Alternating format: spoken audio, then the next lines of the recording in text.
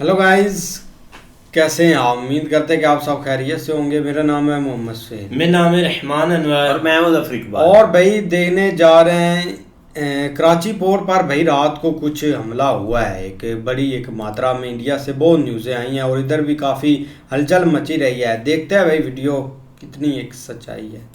नमस्कार दोस्तों एक बहुत बड़ा एस्केलेशन हुआ है भारत पाकिस्तान के वॉर में, और शायद पाकिस्तान ने सोचा नहीं होगा कि इंडियन नेवी की तरफ से भी अटैक किया जाएगा। इसको आप सिंदूर ऑपरेशन पार्ट 3 कह सकते हैं। जी हाँ दोस्तों, मैं आपको बता दूं, कराची के पोर्ट पर जबरदस्त हमला किया गया है आईएनएस विक्रांत के द्वारा, जिसके बारे में हमें जानना काफी इंपॉर्टेंट हो जाता है। देखिए क्या है कि ये अभी डेवलपिंग स्टेज है, काफी सारी खबरें लगातार मिनट्स बाय मिनट्स आ रही हैं, तो हो सकता है कि यहाँ पर कुछ अनकंफर्म रिपोर्ट्स हो, बहुत सारी चीजें हो रही हैं, लेकिन स्टिल यहाँ पर जितनी भी चीजें मीडिया में चल रही थी वो मैं आपको बताने की कोशिश करूंगा। सबसे पहले मैं आपको बता दूं कि पहलगाम का जो टेरर अटैक हुआ उसके बाद भारत की आर्मी ने, भारत की सेना ने जबरदस्त बदला लिया ऑपरेशन सिंदूर के तहत, और उसके बाद वापस से आपने देखा होगा जिस तरह से पाकिस्तान ने रिटेलिएट करने की कोशिश की, फिर हमने यहां पर काउंटर स्ट्राइक लॉन्च किया। लेकिन हुआ क्या है ना कि आज रात को लगभग 9-10 बजे के आसपास जिस प्रकार से पाकिस्तान ने जम्मू वाले रीजन में, राजस्थान का जो जैसलमेर है उस रीजन में लगातार ड्रोन्स बरसाने की कोशिश की, हमला करने की कोशिश की। ऑल्दो मैं आपको बता दूं सभी हमले नाकाम किए गए,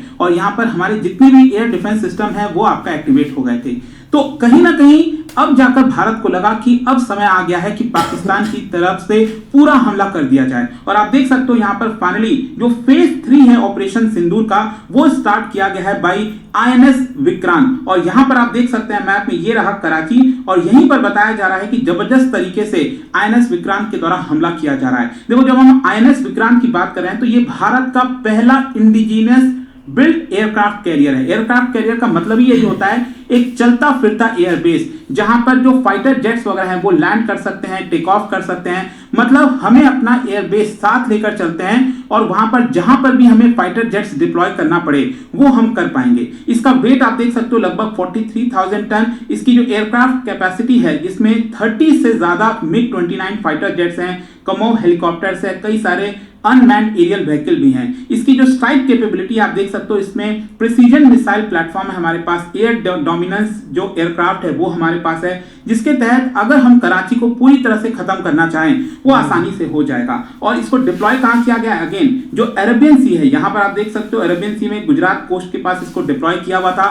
ऑलरेडी आपको पता ही होगा कि जो ऑपरेशन सिंदूर हुआ था उसके पहले से ही इंडियन नेवी यहां पर तैनात थी कि अगर कोई भी हरकतें यहां से की जाती हैं तो हम उसका जवाब देने के लिए रेडी हैं। खैर यहां पर अब क्वेश्चन ये है कि आईएनएस विक्रांत ने किया क्या है। देखो सबसे पहले तो बताया जा रहा है जो कराची नेवल बेस है उसके ऊपर हमला किया गया, और ये बेस मैं आपको बता दूं पाकिस्तान नेवी का वेस्टर्न कमांड है। और यहां पर बेसिकली हमारा जो फोकस था वो था फ्यूल डिपो पर, एमुनिशन जो स्टोरेज है जहां पर बहुत सारे हथियार वगैरह रखे होंगे, सबमरीन जो डॉक हो गया, वहां पर हमने हमला करने की कोशिश की। बताया जा रहा है कि काफी बड़ा एक्सप्लोजन वहां पर देखने को मिला है, जो फायर है उस पूरे पोर्ट एरिया में वो भी दिखाई दे रहे हैं। और साथ ही साथ मैं आपको ये भी बता दूं it's not just about Karachi. ये अगर आप मैप में ध्यान से देखोगे ये रहा आपका पूरा गुजरात कोस्ट, तो यहां पर सटा हुआ है इंटरनेशनल बॉर्डर, यहां से पाकिस्तान स्टार्ट होता है। ये सिंध प्रोविंस है बेसिकली, और सिंध प्रोविंस में ही ये जो कराची है वो आपको देखने को मिल रहा होगा। लेकिन इसके साथ साथ इसी के पास में यहां पर एक जिन्ना नेवल बेस भी है जिसका नाम है ओरमरा नेवल स्टेशन। वहां पर बताया जा रहा है कि ये पाकिस्तान का सेकंड लार्जेस्ट नेवल बेस है, जो कि कई सारे जो एडवांस सबमरीन्स हैं, वॉरशिप्स हो गया, वो वहां पर रहता है। तो बताया ये जा रहा है कि जो गाइडेड मिसाइल्स है, एयर टू सरफेस वेपन्स है, उसके माध्यम से भी यहां पर अटैक करने की कोशिश की गई। और साथ ही साथ जो कम्युनिकेशन टावर रडार सिस्टम है उसको भारत की नेवी ने डिस्ट्रॉय किया है। देखो अभी अनकंफर्म रिपोर्ट है, ये भी बोला जा रहा है कि शायद ग्वादर पर भी नजर है, जो सीपेक का प्रोजेक्ट आता है यहां पर भी हमारा नजर है कि वहां पर किस तरह से भारत की जो नेवी है वो एक तरह से स्ट्राइक कर सकती है। अच्छा, हमने कौन से आर्सेनल का इस्तेमाल किया? बताया जा रहा है क्योंकि मैंने आपको बोला ना ये जो चलता फिरता एयरबेस है आईएनएस विक्रांत, इस पे मिग 29 फाइटर जेट्स तैनात थे, उसको हमने लॉन्च किया। इसके अलावा BrahMos ship launch air cruise missile, ये भी बताया जा रहा है कि हो सकता है शायद इसका इस्तेमाल किया हो, लेकिन अगेन यहां पर थोड़ा सा कंफर्मेशन आना पड़ेगा भारत सरकार की तरफ से। इसके अलावा कई सारे जो अनमैन्ड एरियल व्हीकल है रियल टाइम सर्विलेंस के लिए, वो भी यहां पर इस्तेमाल किया गया है। अच्छा, इन सारी चीजों को देखते हुए पाकिस्तान का क्या रिएक्शन आ रहा है? देखो पाकिस्तान की जो नेवी है वो फुल अलर्ट जारी कर दिया पूरे कराची वाले एरिया में, और उनका कहना है कि जो 5 इंडियन ड्रोन है उसको हमने शॉट डाउन किया है। ये पाकिस्तान की तरफ से क्लेम है। साथ ही साथ यहां पर जो इंडियन एसेट्स हैं उसको ट्रैक किया गया है, ऐसा उनका कहना है थ्रू रडार सिस्टम। इसके साथ साथ जो पाकिस्तान एयरफोर्स के जो फाइटर जेट्स हैं उसको तुरंत भेजा गया ताकि भारत का जो मिग 29 फाइटर जेट है उसको काउंटर किया जा सके। वैसे मैं आपको बता दूं, पाकिस्तान बार बार ये कह रहा है कि सिविलियंस की हत्या की जा रही है, लेकिन भारत का कहना है कि हम जितने भी अटैक्स कर रहे हैं वो सिर्फ और सिर्फ जो मिलिट्री बेसेस हैं, जो मिलिट्री एसेट्स हैं, उसके ऊपर हम यहां पर हमला कर रहे हैं। लेकिन देखो क्वेश्चन ये आता है कि ये जो आईएनएस विक्रांत का इस्तेमाल किया गया है कराची पोर्ट के लिए, ये कितना मायने रखता है। देखो सबसे पहली बात है कि ये पावर प्रोजेक्शन को दिखाता है। भारत दिखा रहा है अपनी ब्लू वाटर नेवी कैपेबिलिटी, उसको डेमोन्स्ट्रेट कर रहा है कि हमारे पास क्या पावर है। फिर इसके अलावा जो जियो स्ट्रैटेजिक लिवरेज है वो भी भारत लेने की कोशिश कर रहा है, क्योंकि अगर आप ये पूरा देखोगे ना तो ये आर्टरीज है, बेसिकली यहां से बहुत सारा जो कमर्शियल रूट्स वगैरह है वो गुजरता है। तो ऑब्वियस सी बात है अगर यहां पर अटैक किया जाता है तो पाकिस्तान के लिए एक बड़ा झटका होने वाला है पोर्ट सिक्योरिटी को देखते हुए। और इसके साथ साथ साइकोलॉजिकल वॉरफेयर भी है, क्योंकि कराची एक बहुत इंपॉर्टेंट सिटी है। ये इट इज ऑलमोस्ट लाइक जैसे भारत में हमारा मुंबई हो गया ना, जहां पे बॉम्बे स्टॉक एक्सचेंज है, सेम उसी प्रकार से कराची में भी कराची स्टॉक एक्सचेंज, जैसे हमारा फाइनेंशियल कैपिटल है मुंबई, उसी प्रकार से पाकिस्तान का फाइनेंशियल कैपिटल है कराची। तो वहां पर हमला करना मतलब ये एक बहुत बड़ा साइकोलॉजिकल वॉरफेयर के अंदर में आएगा। खैर यहां पर क्योंकि हम इंडियन नेवी की बात कर रहे हैं तो क्वेश्चन आप सबके मन में आएगा कि इंडियन नेवी और पाकिस्तान नेवी, इनमें कितना आपको बड़ा डिफरेंस देखने को मिलता है। देखो डिफरेंस तो ह्यूज है, एक बार जस्ट नजर गड़ाते हैं। अगर हम एयरक्राफ्ट कैरियर की बात करें तो हमारे पास दो हैं, आईएनएस विक्रमादित्य और आईएनएस विक्रांत, जिसका अभी हमने यूज किया है। पाकिस्तान के पास अभी एक भी नहीं है। सबमरीन की अगर हम बात करें तो 17 सबमरीन है, including 1 nuclear powered submarine, ballistic missile submarine है इनफैक्ट, और यहां पर 14 डीजल इलेक्ट्रिक सबमरीन है। पाकिस्तान के पास भी लगभग 11 है, ज्यादातर चाइना से दिया हुआ है। फिर इसके अलावा डिस्ट्रॉयर्स की अगर हम बात करें, बेसिकली क्या होता है कि जब अटैक किया जाता है ना, जो शिप्स का इस्तेमाल होता है अटैकिंग में, उसमें सबसे बड़ा जो शिप होता है वो डिस्ट्रॉयर होता है। सबसे बड़ा तो एयरक्राफ्ट कैरियर होता ही ऑब्वियस सी बात है, लेकिन डिस्ट्रॉयर अटैक में सबसे बड़ा होता है। और ये भारत के पास 10 हैं, Kolkata class, Visakhapatnam class, Delhi class. Pakistan के पास एक भी नहीं है। उससे छोटा जो शिप होता है वो होता है फ्रिगेट, हम इसको कहते हैं, इसका भी इस्तेमाल किया जाता है अटैक में। ये हमारे पास 13 है, पाकिस्तान के पास 6 हैं। कॉर्वेट उससे भी छोटा होता है, ये हमारे पास 23 है, पाकिस्तान के पास 4 है। मिसाइल बोट की अगर हम बात करें तो लगभग 10 है हमारे पास, इनके पास 3 है। पेट्रोल वेसल की अगर हम बात करें 50 से ज्यादा, इनके पास 10 ही है करीब। एम्फीबियस शिप जो है वो भी लगभग आसपास आपको देखने को मिलेगा। नेवल एयरक्राफ्ट की अगर हम बात करें तो 250 के करीब है, पाकिस्तान के पास 30 के आसपास। और ड्रोन्स हमारे पास हेरॉन, MQ-9 भी, ये इंडक्शन फेज में है। और पाकिस्तान के पास भी आपको जो चाइनीज और स्पेशली जो टर्की के ड्रोन्स हैं वो आपको देखने को मिलेंगे। यहां पर अगर हम मिसाइल्स और कॉम्बैट सिस्टम्स की बात करें तो एंटी शिप मिसाइल्स आप देख सकते हो हमारे पास है ब्रह्मोस सुपरसोनिक, क्लब भी है, हरपून भी है। इनके पास है हरबा इंडिजिनस, पाकिस्तान के द्वारा बनाया हुआ। एयर डिफेंस सिस्टम आप देख सकते हो अगेन हमारे पास बैराक 8 जो कि इजराइल के साथ है ये कोलैबोरेशन में, और इनके पास चाइनीज HQ-16 ये आपको देखने को मिलेगा। लैंड अटैक की अगर हम बात करें, मतलब कि अगर नेवी से अगर हमें लैंड पर अटैक करना है तो उस केस में अगेन हमारे पास ब्रह्मोस और बाकी के कई सारे मिसाइल्स हैं, इनके पास लिमिटेड कैपेबिलिटी है। तो इस तरह की कैपेबिलिटीज आपको साफ देखने को मिल रहा होगा कि भारत कितना आगे है नेवी के मामले में। और अगर हम न्यूक्लियर डिटरेंस की बात करें तो न्यूक्लियर सबमरीन में आप देख सकते हो एक है हमारे पास INS अरिहंत, जो कि न्यूक्लियर सबमरीन क्या होता है कि बहुत लंबे समय तक आप उसको समुद्र के नीचे रख सकते हो, जरूरी नहीं है कि आपको उसको ऊपर लाना है। पाकिस्तान के पास अभी नहीं है, वो कोशिश कर रहा है जो बाबर 3 है फ्रॉम कन्वेंशनल सबमरीन, उससे यहां पर ट्राई किया जाए। न्यूक्लियर डिटरेंस क्वेश्चन आप देख सकते हो अगेन हमारे पास सेकंड स्ट्राइक की कैपेबिलिटी है, मतलब अगर पाकिस्तान ने गलती से भी न्यूक्लियर वॉर करने की कोशिश की तो जो सेकंड स्ट्राइक भारत का होगा वो बहुत खतरनाक होने वाला है। खैर आई होप आपको समझ में आ रहा होगा कि मिनट्स बाय मिनट्स यहां पर डेवलपमेंट हो रहे हैं। कोशिश हमारी यही जारी है कि आपको जो एग्जैक्ट खबर है, जो जितना सटीक हो सकता है, वो ऑब्वियस सी बात है वॉर का समय है, यहाँ पर एग्जैक्ट इंफॉर्मेशन 100% चीजें अभी नहीं निकल सकती हैं। तो जो भी इंपॉर्टेंट चीजें हैं वो मैं आपको बताने की कोशिश कर रहा था, लेकिन डेफिनेटली आप कह सकते हैं कि ये जो वॉर छिड़ा है इंडियन नेवी के द्वारा, ये बहुत बड़ा एक आप अगेन रिटेलिएशन आप कह सकते हैं। जिस तरह से पाकिस्तान ने अटैक करने की कोशिश की, वो उसको लगा कि वो शायद बच जाएगा, लेकिन ऐसा नहीं होने वाला। वाकई यार ऐसी एक न्यूज़ है ना, एक रात को काफ़ी एक चली हैं, लेकिन अगर एक रियलिटी बेस पर आ जाएं तो एक कराची पोर्ट, लाहौर और इधर इर्द गिर्द कुछ भी ऐसा सीन नहीं हुआ, और ना ही एक कराची पोर्ट पर ऐसी कुछ एक्टिविटी हुई है। अब देखो ना, जब एक रात को मामला एक पीक पर था ना, जैसे ही एक इंडिया से एक्टिविटी उधर आई कि भाई हमने एक F-16 एक गिरा दिया है, वो भी एक फेक न्यूज़ थी सारी, कोई उधर एक पायलट नहीं पकड़ा गया। हाँ, ताकि लोगों ने एक कराची पोर्ट पर जाकर खुद एक वीडियो बनाकर बोला कि इधर भाई कुछ भी नहीं है, सारा एक फेक न्यूज़ें चल रही है। अब जो इंडिया में सबसे ज़्यादा एक ट्रेंड चल रहा है ना, वो यही है कि इंडिया मीडिया को बैन किया जाए, जो एक फेक प्रोपोगेंडा करता है। इंडिया मीडिया को बैन उनके लोग बोल रहे हैं, क्योंकि इतना फेक प्रोपोगेंडा कर रहे हैं कि भाई आप इमेजिन भी नहीं कर सकते। रात को तो एक हद हो गई थी, लोग एक खुद इंडिया के लोग एक ऑफिशियली अकाउंटों से भाई आकर बोल रहे थे कि एक इंडिया को बैन करें। अब रिपब्लिक इंडिया भाई इतना झूठ फैला रहे थे कि आप एक इमेजिन भी नहीं कर सकते। बाकी एक आज तक टीवी भाई, वो उनका तो रात को एक पकड़ा भी गया झूठ, मतलब कि जब वो इधर से आया है कैमरामैन और रिपोर्टर ऐसे घुस कर जा रहे थे, अपने स्टूडियो में थे, मैं मॉल उन्होंने ऐसे बनाया होता जैसे जंग है। लेकिन जब उसने ऊपर से बोला ना, वो जो एक आज तक न्यूज़ में लड़की बैठती है कि लाइट थोड़ी सी स्लो कर लो, लाइट आप स्टूडियो में है, तो वो एक कैप्चर हो गया, जो उसका एक मजाक उड़ा गया। सब एक फेक न्यूज़ है। बाकी एक मेजर गौरव वारिया और ये एक सारे भाई बैठकर ऐसे जश्न मना रहे थे कि लाहौर में फौजें हो इंटर हो गई।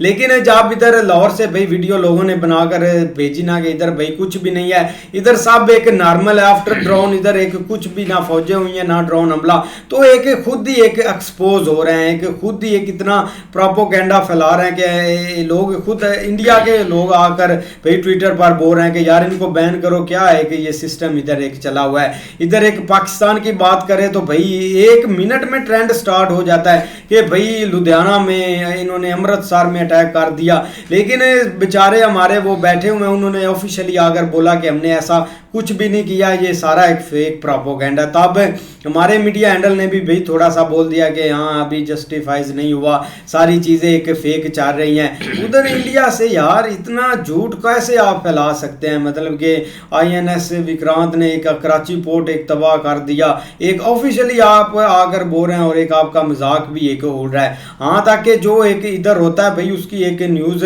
ऑफिशियली हम भी एक रिपोर्ट कर रहे हैं, जब एक ड्रोन हुआ है सारी न्यूज़ें वीडियो एक रही हैं, लेकिन इतना झूठ ना फैलाएं, ऐसा कुछ सीन नहीं हुआ। बिल्कुल यार, एक रात वाली तो बात ठीक है कि जो कराची वाला बोल रहे थे ना, वहाँ पर कुछ भी नहीं हुआ। एकदम से भाई देखा जी न्यूज़ की वो वीडियो थी जिसमें वो बोल रहा था 10 से 1 बार ही भाई ब्लास्ट वहाँ कर दिए गए हैं, और इतने ज़ोर ज़ोर की आवाज़ें सुनाई दे रही हैं इंडिया की तरफ भी, क्योंकि बहुत ज़्यादा एक भाई एक ख़तरनाक अटैक हुआ है। लेकिन थोड़ी देर बाद वहाँ पर जाकर खुद जो यहाँ के ऑफिशियल है ना, उन्होंने देखा कि भाई यहाँ पे कोई चीज़ नहीं, उन्होंने आकर स्पेशली बताया कि जस्ट ये एक फेक न्यूज़ है। मतलब जब ऐसी एक ये चीज़ छिड़ी हुई है, इसमें 99% भाई फेक न्यूज़ जा रही हैं, कुछ ओल्ड वीडियोस ओल्ड पिक्स ऐसी भाई लोग इधर उधर से उठा करना कुछ भी एक छापे जा रहे हैं, क्योंकि अब रिच मीडिया भाई तो जिसकी भी पोस्ट आती है लोग उसके पीछे लग जाते हैं, हाँ हाँ ये हो गया होगा, लेकिन उसकी एक रियलिटी पर जाते हैं तो वहाँ से कोई चीज़ भी नहीं मिलती।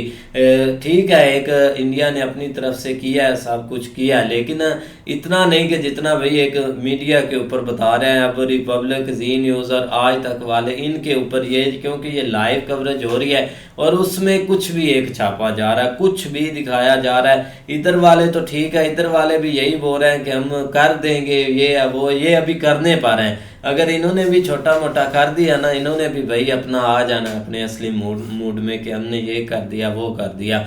लेकिन आगे सर ने जो एक कंपैरिजन किया ना, कंपैरिजन इंडिया के साथ भाई किसी चीज़ का नहीं बनता, जो एक स्पेशली ये उन्होंने कर, क्योंकि इंडिया के पास बहुत ज़्यादा एक एडवांस लेवल पर भाई हैं और हम अभी मतलब मात्रा में कम है हमारे पास जो एक चीज़ें हैं, तो इस चीज़ का कोई कंपैरिजन अभी तो नहीं बनता। नहीं ऐसे ही है, लेकिन नेवी वाला सीन अभी देखा जाए तो स्टार्ट नहीं हुआ और कुछ कहा भी नहीं जा सकता, क्योंकि हर दफ़ा जब भी पीछे कोई भी इस तरह का एक काम स्टार्ट हुआ है ना दोनों कंट्रीज़ के दरमियान, तो उस वक्त जो नेवी वाली प्रैक्टिस है ना वो भाई ज़रूर की गई है, लेकिन अभी तक उस साइड के ऊपर कोई एक्टिविटी नहीं हुई। और एक वो एक्टिविटी जो होगी ना वो भाई काफ़ी ख़तरनाक, क्योंकि उसको संभालना इतना आसान काम नहीं है और हर दफ़ा हम जो है ना वो वहाँ से मार खाते हैं। लेकिन अभी भाई बहुत सारे रूमर्स जो है ना वो आपके सामने चलते रहेंगे, क्योंकि एक हाइप क्रिएट की हुई आप कह रहे हैं या एक दोनों तरफ से ये चीज़ें आप चल रही हैं, तो ज़ाहिर बात है हर बंदे का फोकस भी साइड के ऊपर है। जैसे कि न्यूज़ आनी है तो एकदम उसने फैलना ज़रूर है, चाहे फेक है चाहे रियल है, लेकिन जैसे जैसे उसका लोगों को पता चलेगा, ऑफिशियल तक जाएगी, फिर उसका एक काउंटर करेंगे कि नहीं नहीं ये इस तरह का सीन नहीं होगा। तो अभी के लिए ये भी ऐसा ही है, रात का जो है ना वो उस साइड के ऊपर तो बहुत एक जो है ना हाई लेवल के ऊपर ये चीज़ गई हुई कि भाई कराची पोर्ट, बल्कि एक मैं लड़के की एक ट्वीट देख रहा था, वो उसने लिखा हुआ था कि लाहौर पोर्ट जो है ना उसके ऊपर पाकिस्तान इंडियन आर्मी पहुंच गई। हाँ, लाहौर तो पोर्ट है ही नहीं है। मीन के ये बस जो भाई ज़हन में आता जाता है वो भाई लोग करते जाते हैं, लेकिन अभी तक भाई कुछ भी नहीं हुआ। नहीं, बहुत फेक प्रोपेगेंडा है यार। एक लोग जश्न मना रहे थे कि फौजें मतलब कि इंटर हो गई हैं लाहौर में, आधा लाहौर का हिस्सा भी एक कैप्चर कर लिया। ये एक ऑफिशियली एक न्यूज़ एक प्रोपेगेंडा है। इतने मतलब के लोग एक जाहिल कैसे हो सकते हैं कि इस चीज़ के ऊपर भी एक जश्न मना सकते हैं, जो कि इधर एक नामो निशान भी नहीं है इस चीज़ का, और इस चीज़ को इतना एक हवा दे रहे हैं कि आप सोच भी नहीं सकते। पहले तो पाकिस्तान में काम स्टार्ट हुआ था कि हमने भाई एक रफ़ाइल गिरा दिया, अब उधर से इन्होंने बोला कि ऐसी चीज़ तो नहीं चलनी। अब इंडिया इस चीज़ में सबसे ज़्यादा मार है फेक प्रोपेगेंडा करने में, तो उन्होंने भी भाई बोल दिया हमने F-16 गिरा दिए, ये वो हो गया, ये सारी चीज़ें होगी। अब जो भी एक कश्मीर या उस साइड पर हो रहा है ना, वो एक ड्रिल इंडिया कर रहा है, उस चीज़ की एक प्रैक्टिस कर रहा है। रात को तो भाई ऐसे जैसे जंग का माहौल के फाइनली हम इन वार हो गया लोगों का। 20-20 मिनट में भाई 60 के लाइक हुआ था ट्विटर पर। जब ये ट्वीट लोगों ने किया तो मुझे भी लगा कि भाई एक जंग के लिए ट्विटर पे लोगों ने अपनी ट्वीट पे ऐड चला दी है, पैसा कमाने वाले। और फेक प्रोपेगेंडा भाई हैवी चल रहा है। पाकिस्तान इसमें नंबर 1 था, लेकिन रात को भाई इंडिया नंबर ले गया इसमें फेक प्रोपेगेंडा करने में। लेकिन अच्छी वीडियो थी यार, ऐसा कुछ हुआ नहीं है, लेकिन सर ने रात को बनाई थी। जैसे ही हलचल हुई है, आप देखो ना, एक मिनट की अपडेट हो रही है और एक मिनट की अपडेट पर एक वीडियोस बन रही है। लेकिन जब वीडियो या एक न्यूज़ होती है ना एक क्लियर, तो तब यही लगता है कि ये तो एक फेक न्यूज़ है। लेकिन उम्मीद है कि ऐसा कुछ बड़ा सीन ना हो जिससे एक और काम बढ़े। तो देखते हैं अब नेक्स्ट वीडियो में, तब तक के लिए गुड बाय, टेक केयर।